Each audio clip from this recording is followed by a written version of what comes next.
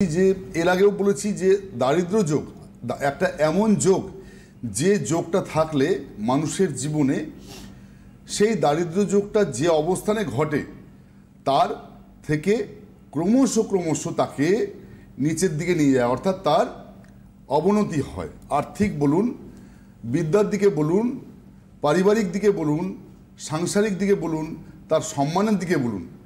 এবার দারিদ্র যোগ মানে কি? দারিদ্র যোগ মানে কি দরিদ্র হয়ে যাওয়া? তা নয়। দারিদ্র যোগ মানে যদি কেউ বোঝে দরিদ্র হয়ে যাওয়া, তাহলে এটা ভুল। অর্থাৎ দারিদ্র যোগ কথাটার অর্থ হচ্ছে গিয়ে যে ক্রমশ অবনতি, অর্থাৎ দারিদ্রতার স্বীকার করা, অর্থাৎ ক্রমশ কমে যাওয়া, সব কিছু কমে যাওয়া বা লস হয়ে যাওয়া বা অতিরিক্ত এক্সপেন্ডিচার হয়ে যাওয়া, অতিরিক্ত খরচা হয়ে যাওয়া। কি খরচা হয়ে যাওয়া? শুধু কি অর্থ খরচা?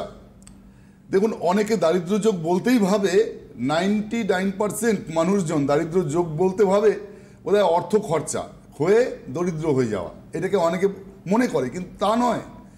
দারিদ্র যোগের মিনিংটা হচ্ছে এনি কাইন্ড অফ ম্যাটার ক্রমশ মানে ডিক্রিজ করে যাওয়া, ক্রমশ কমে যাওয়া, কমে আসা। বুঝতে পারছেন? আর্থিক অবনতি, আর্থিক শুধু না, আর্থিক, মানসিক, সাংসারিক, বিদ্যা, সব দিক থেকে।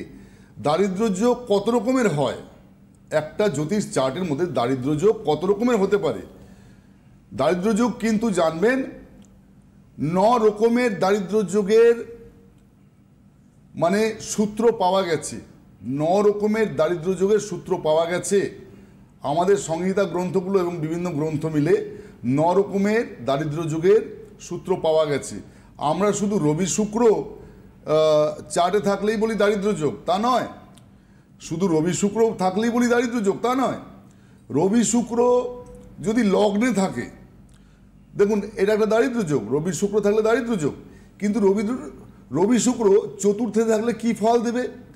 রবি শুক্র যদি লগ্নে থাকে তাহলে কি ফল দেবে? রবি শুক্র সপ্তমে থাকলে কি ফল দেবে? রবি শুক্র নবমে থাকলে কি ফল দেবে? দ্বাদশে থাকলে কি ফল দেবে? অর্থাৎ প্রত্যেকটা ঘরেই রবি শুক্র থাকলে কোথায় কি ধরনের ফল দেবে? দারিদ্র যোগ থাকলে আমাদের উচিত এই দারিদ্র যোগ, ধরুন রবি শুক্র একটা দারিদ্র যোগ, আবার আমি 2-3টে দারিদ্র যোগের উল্লেখ করছি এখানে। দারিদ্র যোগ যদি লগ্নে থাকে তাহলে দেখা যাবে হেলথ ক্রমশ খারাপ হবে। দ্বিতীয়ভাবে থাকলে, একাদশভাবে থাকলে অ্যাচিভমেন্টের অভাব হবে, অ্যাচিভমেন্ট উন্নতিতে বাধা আসবে, আর্থিক অবনতি হবে, জমা পয়সা জলের মতো ড্রেনেজ হয়ে যাবে, বেরিয়ে যাবে। যদি তৃতীয়ভাবে থাকে তাহলে আত্মীয় শত্রুতা, ভাই বোনের শত্রুতা, ভাই বোনের শরীর খারাপ ইন্ডিকেট করবে। বন্ধু ক্ষেত্রে থাকলে, চতুর্থভাবে থাকলে বন্ধুহানি, গৃহহানি যোগ, ভূমিনাশ যোগ, গৃহনাশ যোগ ইন্ডিকেশন। তার সঙ্গে যদি চতুর্থ লর্ডের যদি অষ্টম বা অষ্টমা হয়, অষ্টমে নইলে দ্বাদশে থাকতে হবে, নইলে ষষ্ঠে, তাহলে কিন্তু এটাকে বলা হয় ভূমিনাশ যোগ।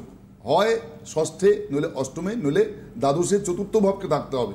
সঙ্গে চতুর্থ ভাবে রবি শুক্র থাকলে বন্ধুহানি, মায়ের শরীর খারাপ, মাতৃবিয়োগ বা গৃহনাশ, ভূমিনাশ, হ্যাঁ, এবং সঙ্গে গাড়ি থাকলে দেখবেন গাড়ি খারাপ হয়ে যাচ্ছে, বাড়িতে ফাটল চলে আসছে, বাড়ির মধ্যে একটা বাস্তুদোষ তৈরি হচ্ছে। এই এক ধরনের হচ্ছে দারিদ্র যোগ। আবার আপনার দ্বিতীয় লর্ড, দেখুন আমি 3টে বলেছিলাম, 3 ধরনের দারিদ্র যোগ, এটা 9 ধরনের হয়, আমি 3 ধরনের আজকে বলছি। যদি দ্বিতীয় লর্ড, দ্বিতীয় ভাবের অধিপতি লর্ড যদি দেখা যায় ষষ্ঠ, অষ্টম বা দ্বাদশে কোনো ম্যালিফিক প্ল্যানেটের সঙ্গে কানেক্ট করেছে এবং সেই গ্রহের অপোজিট কোনো, অর্থাৎ শত্রু গ্রহের সঙ্গে সম্বন্ধিত হয়েছে বা অ্যাসপেক্টে আছে, তাহলে এইটা এক ধরনের দারিদ্র যোগ, এটাও কিন্তু দারিদ্রতা আনে। আবার দেখা যায় যদি একাদশপতি লর্ড যদি দ্বিতীয় ভাবের লর্ডের সঙ্গে যুক্ত হয়ে দ্বাদশে অবস্থান করে, তাহলেও কিন্তু দারিদ্র যোগ তৈরি হয়। তাহলে দারিদ্র যোগ কত রকমের হয় দেখছেন। এরপরে আরও 6 রকমের আছে। দেখুন, দারিদ্র যোগ থাকলে আমরা কি করব? আজকের কোশ্চেনটা ছিল দারিদ্র যোগ থাকলে আমাদের কি করা উচিত, তাই তো? তো দারিদ্র যোগ থাকলে জানবেন যে ঘরে বসে সেই ঘরের অবনতি, স্পেশালি যদি আমরা আর্থিক অবনতি ধরে নিই, আর্থিক অবনতি, তাহলে একটা মানুষের চার্টের মধ্যে দারিদ্র যোগটা কোথায় আছে, প্রথম কথা সেই জায়গাটা দেখা দরকার। এবার দারিদ্র যোগটা থাকলে আমাদের কি করা উচিত? আর্থিক দিক থেকে যদি বিচার করি তাহলে বলবো যে আপনার অর্থ সঞ্চয়ের জায়গাটাকে খুব সুন্দর রাখুন। অর্থাৎ যদি আপনার চার্টে দারিদ্র্যযোগ থাকে তাহলে বাড়িতে এমন একজনের শুভাকাঙ্ক্ষীর উপরে অর্থের দায়িত্ব দিন, অর্থ রাখার, যার চার্টের মধ্যে, যার জ্যোতিষীয় ন্যাটাল চার্টের মধ্যে দারিদ্র্যযোগ নেই, তার কাছে অর্থ রাখার অনুমতি দিন বা তাকে রাখতে দিন।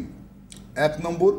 2 হচ্ছে আপনার যে খরচ খরচা এই জায়গাগুলোকে একটু মিনিমাইজ করুন। মিনিমাইজ মানে দেখবেন যাদের দারিদ্র্যযোগ থাকে আমি দেখেছি তারা অতি ব্যয়ী হয়, অতিরিক্ত ব্যয় হয়। তারা ধরুন আছে, সব কিছু আছে, থাকা সত্ত্বেও খরচা।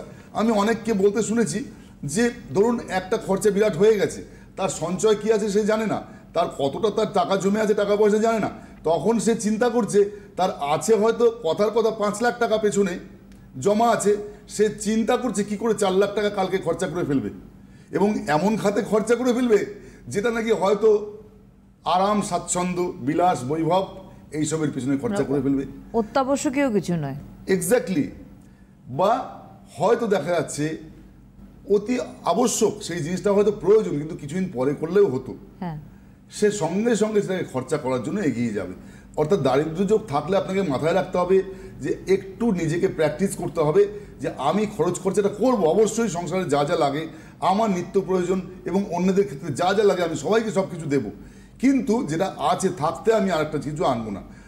দেখবেন যাদের চার্টে দারিদ্র্যযোগ থাকে তাদের দেখবেন ফ্রিজের মধ্যে আলমারির মধ্যে বিভিন্ন জায়গাতে জিনিসপত্রে ভরে আছে, তারপরেও জিনিস ঢুকছে এবং সেগুলো নষ্ট হয়ে যাচ্ছে, বাইরে ফেলে দিচ্ছে। বেহিসেবি চিন্তা। এক্স্যাক্টলি।